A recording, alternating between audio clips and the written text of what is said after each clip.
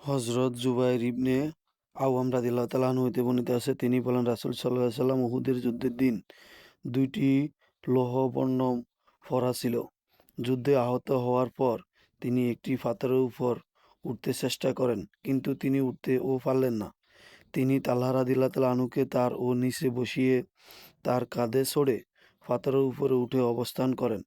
বর্ণনাকারী বলেন, নবী সাল্লাল্লাহু আলাইহি সাল্লামকে আমিও বলতে শুনেছি, তালহা তার জন্য জান্নাতের অনিবার্য করে নিয়েছে। হাদিসটি 3738 নম্বরে রয়েছে তিরমিজিতে। তালহা রাদিয়াল্লাহু তাআলা আনহু হতে বর্ণিত আছে, রাসূল সাল্লাল্লাহু আলাইহি সাল্লামের সাহাবীগণের এক মুখ্য বেদুইনকে বললেন, তুমি আল্লাহ তাআলার নবীকে প্রশ্ন করো, তিনি কে যে কোনো লোক নিজের ওয়াদা পূর্ণ করেছেন? সাহাবীগণ তাকে কিছু প্রশ্ন করতে ও দুঃসাহস করতেন না। তারা তাকে শ্রদ্ধা করতেন এবং মর্যাদাবোধ তার আকৃষ্ট ছিলেন। অতএব তাকে বেদুইন প্রশ্ন করলেন, তিনি তার হইতে মুখ ফিরিয়ে নেন।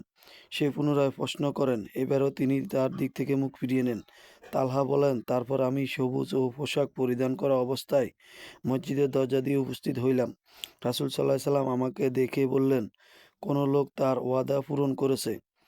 এই প্রশ্নকারী কোথায়? বেদুইন বলল, এই যে আমি।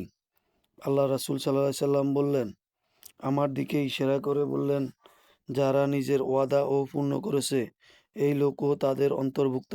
হাদিসটি তিরমিজিতে 3742 নম্বরে রয়েছে। হযরত জাবির রাদিয়াল্লাহু তাআলা আনহু হতে বর্ণিত আছে, তিনি বলেন, রাসূল সাল্লাল্লাহু আলাইহি সাল্লামকে আমি বলতে শুনেছি, প্রত্যেক নবীর এই হাওয়ারি একনিষ্ঠ সাহায্যকারী ছিল, আর আমার হাওয়ারি হইল জুবাইর ইবনে আওয়াম। এবং আবু নুআইমের রেওয়াতে আরও আছে এই কথা, তিনি বলেন, আহজাবের দিন, খন্দকের যুদ্ধের দিন বলেন, তিনি বলেন, আমাকে কুরাইশদের কাফিরদের সংবাদ সংগ্রহ করে দিতে পারে? জুবাইর রাদিয়াল্লাহু তাআলা আনহু বলেন, আমি উক্ত কথা রাসূল সাল্লাল্লাহু আলাইহি সাল্লামকে 3বার বললে এবং জুবাইর রাদিয়াল্লাহু তাআলা আনহু 3বারই বললেন, আমি। হাদিসটি তিরমিজিতে 3745 নম্বর রয়েছে। হযরত আব্দুর রহমান ইবনে আউফ রাদিয়াল্লাহু তাআলা আনহু হতে বর্ণিত আছে, তিনি বলেন, রাসূল সাল্লাল্লাহু আলাইহি সাল্লাম বলেছেন, আবু বকর জান্নাতি, উমর জান্নাতি, ওসমান জান্নাতি, আলী জান্নাতি, তালহা জান্নাতি, জুবাইর জান্নাতি, আব্দুর রহমান ইবনে আউফ জান্নাতি, সাঈদ ইবনে আবি ওয়াক্কাস জান্নাতি, সাঈদ জান্নাতি এবং আবু ওবায়দা ইবনে জাররাহ জান্নাতি।